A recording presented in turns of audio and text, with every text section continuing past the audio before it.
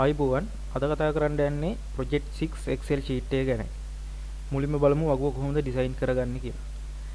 මේකේ තියෙනවා A1 එකේ ඉඳන් K1 දක්වාම සිලෙක්ට් කරලා ඒ ටික merge and center කරලා තියෙනවා. ඒ කියන්නේ සෙල් කීපයක්ම තනි සෙල් එකක් කරලා තියෙනවා.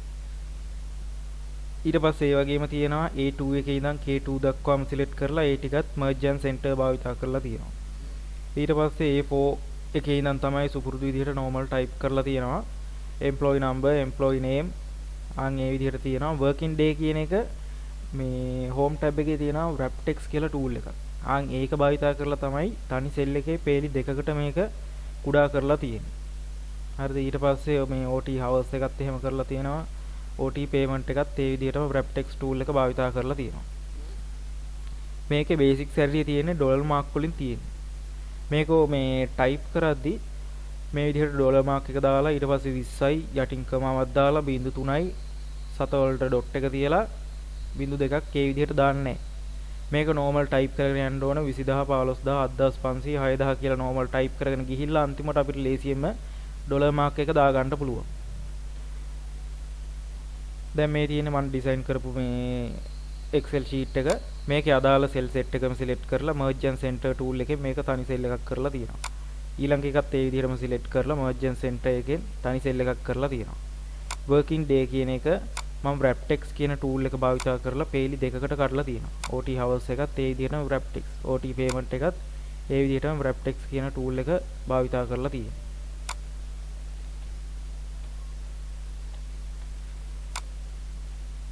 මේකේ අගයන් ටික මම normal type කරලා තියෙනවා. මේකේ මේ ඩොලර් මාක් එක දා ගන්නවා නම් අදාළ දාන්න ඕන කොටස් ටික සේරම සිලෙක්ට් කරලා home tab එකේ තියෙනවා number කියන group එක. හරිද? මේකේ තියෙනවා dollar mark එක. හරිද? currency එකක් තියෙන්නේ. ආන් ඒ dollar mark එක ක්ලික් කරපුවාම අර විදිහටම 1000න් පංගු වලට සතත් එක්කම dollar mark එකත් add වෙලාම එනවා. ඔන්න ඔය විදිහට තමයි වගුව normal design කරගන්නේ. ඊට පස්සේ අපිට තියෙන ඉස්සෙල්ලාම department එක හොයන්න තියෙන්නේ. හරිද? department එක හොයන්න තියෙන්නේත් මේ employee number එක හරහා. employee number එක මේ සාමාන්‍යයෙන් මේකේ විශේෂ කාරණයක් තියෙනවා. හරිද? මේ employee number එකේ මුලින්ම තියෙනවා ඉංග්‍රීසි අකුරකින් තමයි පටන් අරගෙන තියෙන්නේ හැම එකේම. ඊට පස්සේ ඒකේ අගිනොත් ඉංග්‍රීසි අකුරකින් තමයි අවසන් වෙලා තියෙන්නේ. මේ employee number එකේ වම් පැත්තේ ඉඳන් බලපුවාම පළවෙනි අකුර තමයි department එකට එන්නේ. හරිද? පළවෙනි අකුර ACS ඔන්න ඔය කොටස් තුන තමයි තියෙන්නේ. පළවෙනි අකුර A වුණොත් එයා account කියලා මෙතන වැටෙන්න ඕන. පළවෙනි මේ employee number එකේ පළවෙනි අකුර C වුණොත් එයාට computer කියලා මෙතන වැටෙන්න ඕන.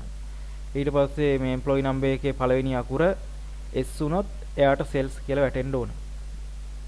designation එකත් ඒ වගේම තමයි. ඒකේ දකුණු පැත්ත.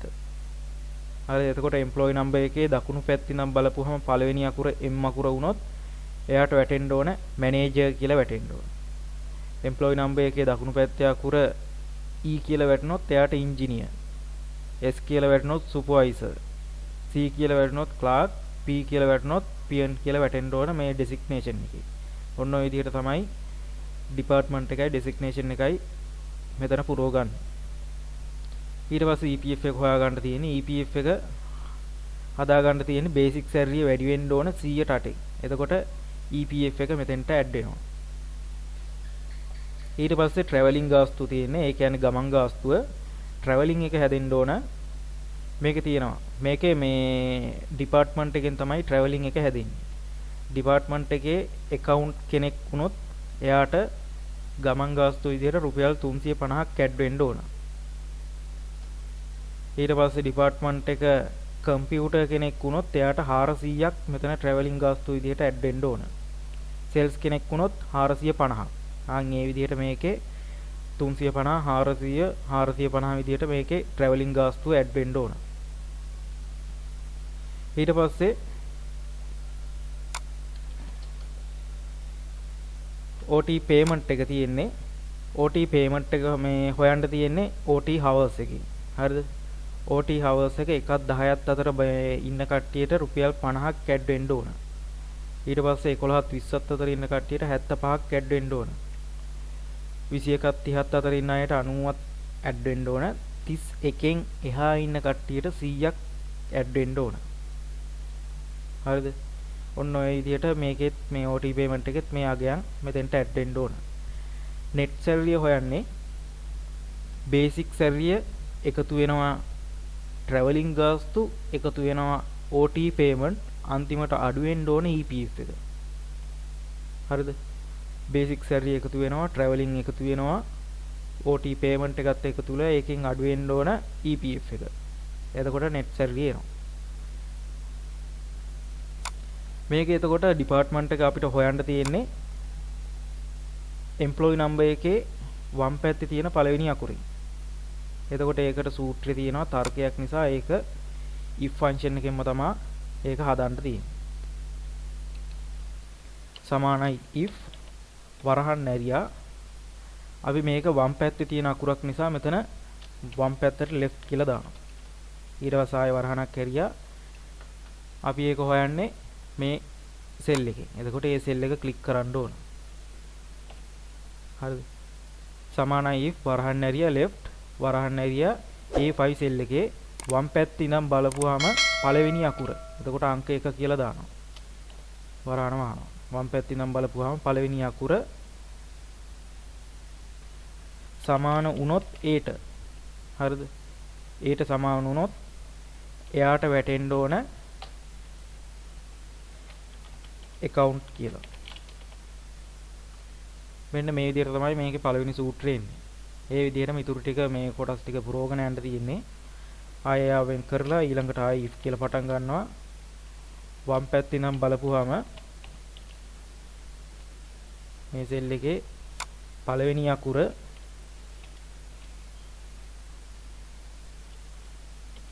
C වුණොත් එයාට වැටෙන්න ඕන කම්පියුටර් කියලා. එතනින් පස්සේ ඉන්න දැන් මේකේ 3 දෙනෙක් ඉන්නේ උපරිම මේ ඩිපාර්ට්මන්ට්ලා account computer sales. ඊටු ටිකට අපිට කෙලින්ම මෙතනින් දාගන්න පුළුවන්. A කට්ටියට account, C කට්ටියට computer, අනිත් සේරටම sales කියලා හදාගන්න පුළුවන්. මෙන්න මේ විදිහට දාලා වරහන් ඕපන් කරලා තියෙනවා දෙකක්. එතකොට වරහන් දෙකකින් මේක ක්ලෝස් කරපුවාම හරි. මෙතන මේ එම්ප්ලොයි නම්බර් එකේ වම් පැත්තේ පළවෙනි අකුර A අකුර නිසා මෙයාට account කියලා වැටලා තියෙනවා. ඊට පස්සේ මේ fill handle tool එකෙන් මේක පහළට ඇද්දාම ඊටු ටික fill වෙලා එනවා. ඊට පස්සේ වම් පැත්තේ අකුර පළවෙනි අකුර C වුණාම එයාට computer කියලා වැටලා තියෙනවා. S අකුරක් නම් sales, A අකුරක් නම් account. ඒ විදිහට මේක ඇඩ් වෙලා තියෙන ඩිපාර්ට්මන්ට් එක. designation එකත් ඒ විදිහටම තියෙන්නේ. designation එකේ බලන්නේ දකුණු පැත්තේ නම් බලන්න. එතකොට ඒකටත් යන්නේ if සූත්‍රයෙන් යන්නේ සමානයි if වරහන් නැරියා මේකේ දකුණු පැත්තේ නම් බලන නිසා right කියලා දාන්න. right කියලා දැම්මා වරහන් නැරියා මේ සෙල් එක. හරිද? දකුණු පැත්තේ නම් බලද්දි පළවෙනි අකුර සමාන වුණොත් m-ට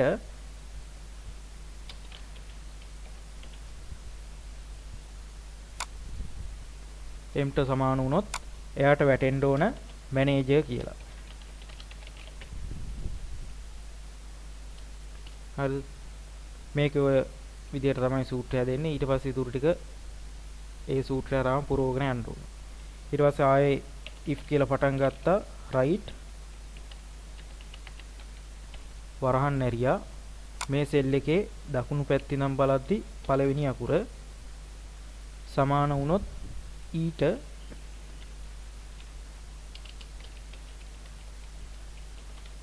එයාට වැටෙන්න ඕන ඉන්ජිනියර්.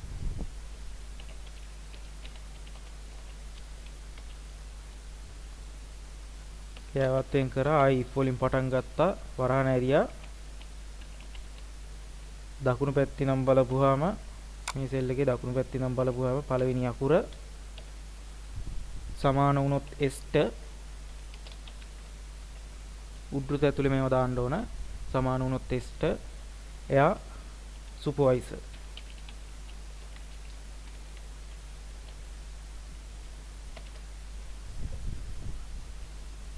එයාවත් වෙන් කරා ඊට පස්සේ ආයි if වරහන් ඇරියා right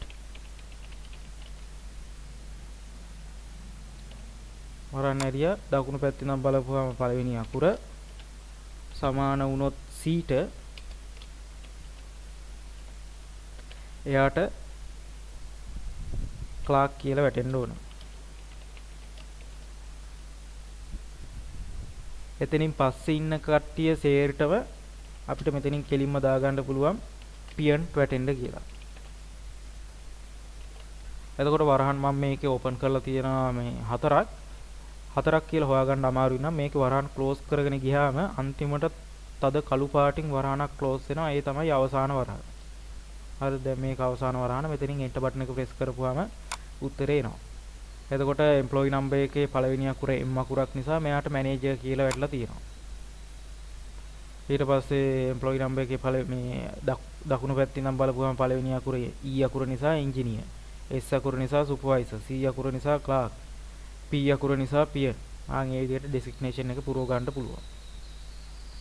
ඊට පස්සේ EPF එක හොයන්න තියෙන්නේ. EPF එක හොයන්නේ බේසික් සැලරිය වැඩි වෙන්න ඕන 100%ට 8න්. එතකොට EPF එක එනවා. මේක එතකොට ලේසියෙන් හදා ගන්න පුළුවන්. සමානයි බේසික් සැලරිය ක්ලික් කරා වැඩි කිරීම 100ට 8 දාලා 100ට ලකුණ දාන්න පුළුවන්. මේ විදිහට දාලත් අපිට උත්තරේ හදා ගන්න පුළුවන්. එහෙම නැත්නම් සමානයි බේසික් සැලරිය ක්ලික් කරා ಗುಣ කිරීම 8 බෙදීම 100.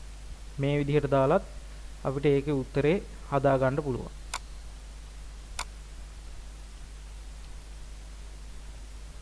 ඊට පස්සේ ට්‍රැවලින් ගාස්තුව හොයන්න තියෙන්නේ. මේකේ ට්‍රැවලින් ගාස්තුව ඩිපාර්ට්මන්ට් සෙල් එකෙන්ම තමයි එන්නේ. account කෙනෙක් වුණොත් එයාට මෙතෙන්ට වැටෙන්න ඕන 350. කම්පියුටර් කෙනෙක් නම් එයාට 400ක් වැටෙන්න ඕන. සෙල්ස් කෙනෙක් නම් 450ක් වැටෙන්න ඕන ට්‍රැවලින් ගාස්තුව. ඒකෙත් එතකොට තර්කයක් නිසා මෙතන මේ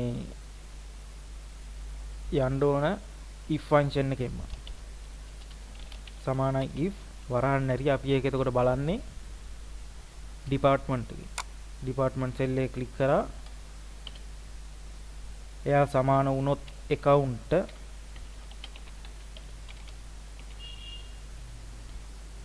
එයාට ඇඩ් වෙන්න ඕන 350. කමාව දැම්මා. I if වලින් පටන් ගත්තා. C5 සෙල් එකම ක්ලික් කරා. එයා සමාන වුණොත් කම්පියුටරට එයාට වැටෙන්න ඕන 400ක්. එතනින් පස්සේ එහෙම නැති අනිත් කට්ටිය සියලු දෙනාටම 450ක් ඇඩ් වෙන්න කියලා මෙතන සූත්‍රය දාගන්න පුළුවන්. වරහන් දෙකක් ඕපන් කරලා තියෙනවා. වරහන් දෙකකින් මේක ක්ලෝස් කරා එන්ටර් බටන් එක ප්‍රෙස් කරපුවාම ඒකට අදාළ උත්තරේ එනවා. මෙයා account කෙනෙක් නිසා මෙයාට 350ක්, කම්පියුටර් කෙනෙක් නිසා 400ක්, සෙල්ස් කෙනෙක් නිසා 450ක්. ඔන්න ඔය විදිහට ට්‍රැවලින් ගාස්තු හදා ගන්න පුළුවන්. ඊට පස්සේ තියෙන්නේ OT payment එක හොයන්න තියෙන්නේ. OT payment එක මෙතන තියෙනවා. OT hours එකෙන් හොයන්න තියෙන්නේ. මෙතන වැඩ කරලා තියෙන පැය ගාන තියෙන්නේ 1ත් 10ත් අතර වැඩ කරලා තියෙන කට්ටියට 50ක් ඇඩ් වෙන්න ඕන. 11ත් 20ත් අතර තියෙන කට්ටියට 75ක්, 21ත් 30ත් අතර ඉන්න කට්ටියට 90ක්, 31ත් ඊට වැඩි කට්ටියට 100ක් කියලා මෙතනට වැටෙන්න තියෙනවා.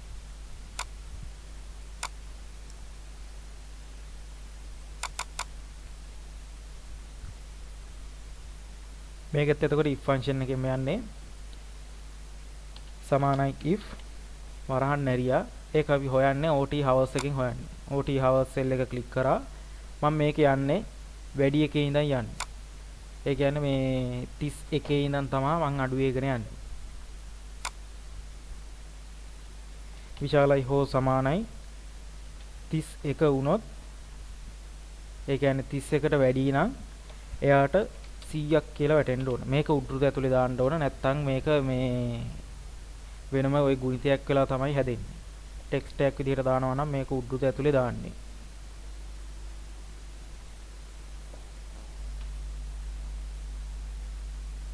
කමාවක් දාලා I if වලින් පටන් ගත්තා. වරහන් ඇරියා OT hours එක ක්ලික් කරා. විශාලයි හෝ සමානයි 21 කමාවක් දැම්මා.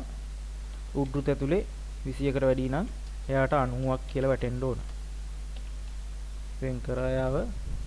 ඊට පස්සේ ආයි if වලින් පටන් ගත්තා. වරහන් ඕපන් කරා. OT hours එක ක්ලික් කරා. විශාලයි හෝ සමානයි 11. 11ට වැඩි නම් එයාට වැටෙන්න ඕන 75.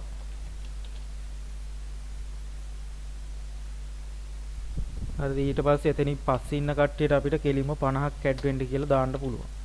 මෙතනින් මේ සූත්‍ර ඉවර කරලා වරහන් 3කින් ක්ලෝස් කරලා එන්ටර් බටන් එක ප්‍රෙස් කරපුවාම මේකට අදාළ උත්තරේ එනවා. මේකේ 75 ලබාගෙන තියෙන්නේ OT. ඒ කියන්නේ 11ත් 20ත් අතර භාවිතා කරපු කට්ටියට 75ක් ඇඩ් වෙන්න ඕන. එතකොට මෙතන 21න් එහා 21ත් 30ත් අතර ඉන්න නිසා 90ක් ඇඩ් වෙලා තියෙනවා.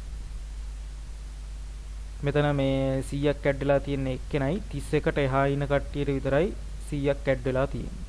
දැන්ට එතන ඉන්නේ එක්කෙනයි. ඔය විදිහට මේ OT payment එක හොයාගන්න පුළුවන්. ඊට පස්සේ net salary හොයන්න තියෙන්නේ. net salary හොයන්න තියෙන්නේ සමානයි අදාළ ප්‍රොජෙක්ට් එකේ හින්ට් එකක් විදිහට මෙතනින් මේ හොයන ආකාරය දාලා තියෙනවා. සමානයි basic salary එකතු වෙන්න ඕන, travelling එකතු වෙන්න ඕන, OT payment අඩු වෙන්න ඕන, EPF. අන්තිමට EPF අඩු වුනහම අදාළ උත්තරේ එනවා. දැන් මේකේ මේ hash ලකුණ එන්නේ අදාළ සෙල් එකේ ඉඩ මදි නිසා. එතකොට මේ අදාළ එකේ කොලම් එක පොඩ්ඩක් වැඩි කරපුවාම අපිට උත්තරේ ගන්න පුළුවන්. දැන් මේක මේ මම අන්තිමට EPF එක දාලා හදලා තියෙන්නේ. මේක ඕන නම් EPF එක මැදට දාලා හදනවා නම් සමානයි basic salary එක ක්ලික් කරා. ඊට පස්සේ අඩු කරනවා EPF. ආයේ එකතු කරනවා travelling, එකතු කරනවා OT payment.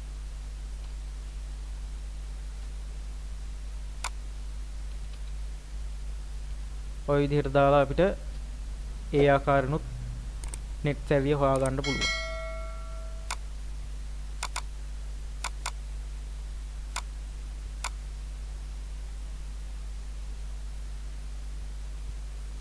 වගුවේ ඔන්න ඔය කොටස් ටික තමයි කරන්න තියෙන්නේ. ඊට පස්සේ තියෙනවා 6 වෙනි ප්‍රශ්නේ ඉඳන් how many employee work more than 25. ඒ කියන්නේ මේ දවස් 25ට වැඩියෙන් වැඩ කරලා තියෙන කට්ටිය කී දෙනෙක් ඉන්නවද කියලා මේකේ හොයන්න ඕන.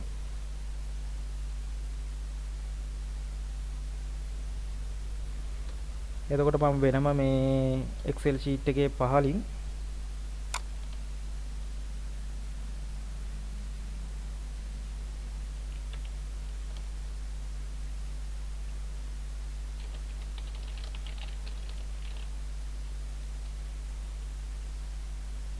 හයවෙනි ප්‍රශ්නය කියලා දාලා මම ඒකට අදාළ උත්තරේ හොයනවා. දවස් 25ට වඩා වැඩ කරලා තියෙන කට්ටිය මෙතනින් හොයන්න තියෙන්නේ. එතකොට කී දෙනෙක්ද කියලා අපිට හොයන්න තියෙන්නේ. කවුන්ට් එකක් තියෙන්නේ. හරිද? එතකොට දවස් 25ට වැඩිය. ඒක තර්කයක්. එතකොට මේක යන්න ඕන count if කියන සූත්‍රයෙන් තමයි යන්නේ. සමානයි count if වරහන් ඕපන් කරා. ඒක හොයන්න අපි මෙතන මේ working days වලින් working day ටික සිලෙක්ට් කරා. කමාවක් දාලා උද්දෘත ඇතුලේ විශාලයි හෝ සමානයි 25. මේ විදිහට උත්තරේ මේ අදාළ සමීකරණේ දාගත්තාම උත්තරේ එනවා. දවස් 25ට වැඩියෙන් වැඩ කරලා තියෙන්නේ 4 දෙනයි. එතකොට මෙතන 25ත් අයිති වෙනවා 1යි 2යි 3යි 4යි. 4 දෙනා එතකොට හරියටම ඇවිල්ලා තියෙනවා.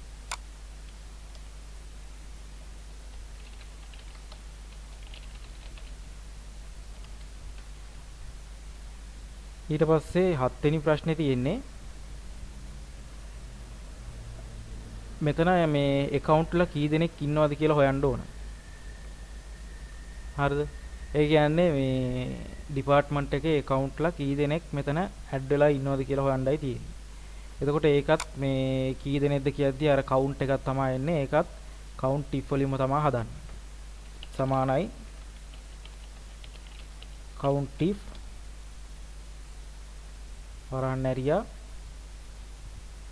මේ සෙල් ටික අදාළ හොයන්න ඕන මේ සෙල් එකෙන්. මේ සෙල් ටික සිලෙක්ට් කරා. යටින් කමාව දැම්ම උඩුත ඇතුලේ අපිට හොයන්න ඕන account. උඩුත වරහන ක්ලෝස් කරා. ওই විදිහට තිබ්බහම account ලා 5 දෙනෙක් ඉන්නවා කියලා තියෙනවා. 1 2 3 4 5 5 දෙනෙක් ඉන්නවා.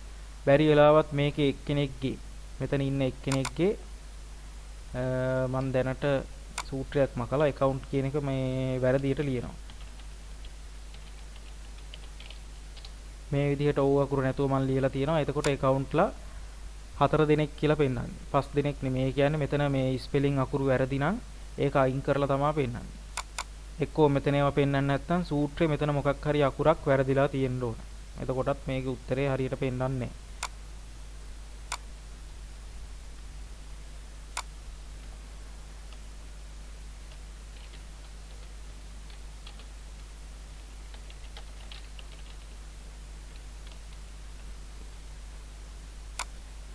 ඊට පස්සේ 8 වෙනි ප්‍රශ්නේ තියෙන්නේ දෙවණියට වැඩිම net සැරිය තියෙන එක්කෙනාගේ ගාණ මෙතන වැටෙන්න ඕන. ඒ කියන්නේ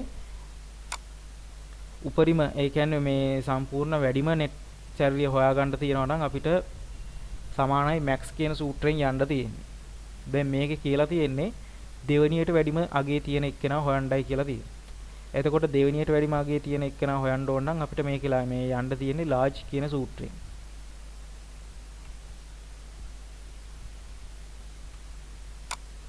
එතකොට මේක සූත්‍රයෙන්නේ සමානයි large වරහන් ඕපන් කරා. ඒක හොයන්න තියෙන්නේ මේ සෙල් සෙට් එකෙන් net cell කියන එකෙන්. එතකොට මේ සෙල් සේරම සිලෙක්ට් කරා. කමාවක් දාලා අපිට හොයන්න ඕන දෙවෙනිය. එතකොට අංක 2 කියලා මෙතනින් දානවා. තුන්වෙනිය හතරවෙනිය ඕන නම් මේ අගට 4 ඒ විදිහට දාපුවම හරි. දැන් අපිට දෙවෙනිය හොයන්න ඕන නිසා මෙතන කමාවක් දාලා අංක 2 දාපුවාම මෙතන පෙන්නනවා. දැන් මෙතන මේ දෙවෙනියට ඉන්නේ 14290ක් ලබාගෙන ඉන්නේ. පළවෙනියා 18825ක්. දෙවෙනියා තමයි ඊට යටින් තියෙන්නේ. හරිද? මේකෙත් එතකොට ඔය ඩොලර් මාක් ඒවා මේව ඇඩ් කරගන්න ඕන නම් ඔයාලට පුළුවන් මේ සෙල් එකත් ක්ලික් කරලා ඩොලර් මාක් එක ක්ලික් කරපුවාම මේකට අදාළ විදියට හැදෙනවා.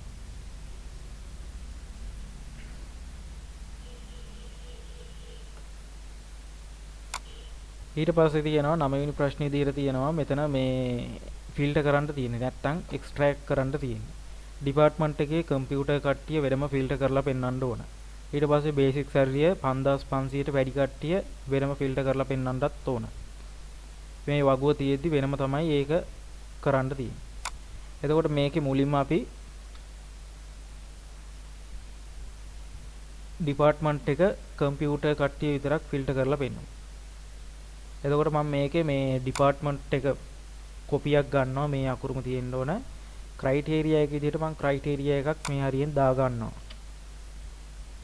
හරිද? දැන් අපිට හොයාගන්න ඕන කම්පියුටර් කෙනෙක්ව. එතකොට කම්පියුටර් කියන මෙතනින් දැන් මේක කොපියක් අරගෙන ගත්තොත් මෙතෙන්ට සමහර විට මේක වෙනස් වෙනවා. ඒ නිසා අපි මෙතන මේ ක්‍රයිටීරියා එක ටයිප් කරගත්තාම හරි. කම්පියුටර් කියලා මම ටයිප් කරගෙන තියනවා.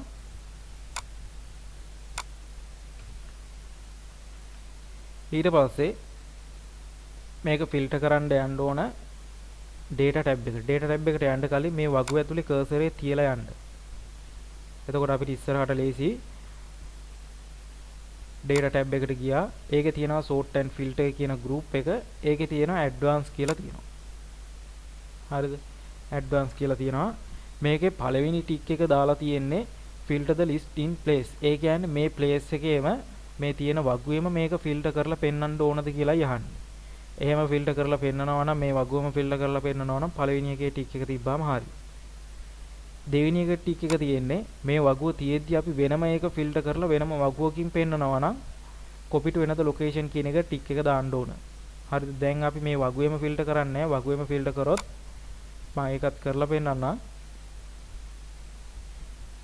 හරිද? list range කියන්නේ වගුවම සිලෙක්ට් කරන්න ඕන. මම අර වගුව ඇතුලේ මේ සිලෙක්ට් කරලා යන්න කිව්වේ මේකේ list range එක දෙද්දි auto select එක ගන්නවා වගුව ඇතුලේ. හරිද? පිට තියලා ගියොත් තහපව අපි මුලින් ඉඳන් වගුව සිලෙක්ට් කරන්න ඕන. ක්‍රයිටීරියා එක මම ගන්නවා මේක. ඒක අරගෙන ඕකේ දුන්නාම කම්පියුටර් තියෙන කට්ටිය ෆිල්ටර් කරලා තියෙනවා. අර වගුවේම තමයි ඒක ෆිල්ටර් වෙන්නේ. එතකොට අනිත් ටික අයින් වෙලා යනවා. හරිද? අපි ඒවා මේ වගුව තියෙද්දි වෙනම ෆිල්ටර් එකක් කරන්නේ. එතකොට යන්න ඕන copy to another location කියන එක හරහා තමයි අපි යන්නේ. වගුව ඇතුලේ කර්සර් එක තියලා data tab එකට ගියා. sort and filter එකේ advanced ගියා.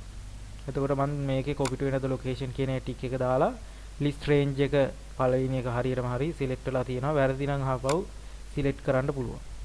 ඊට පස්සේ enter button එක ඔබන්න ඕන. නැත්නම් මේ option button එක click කරපුවම හරි.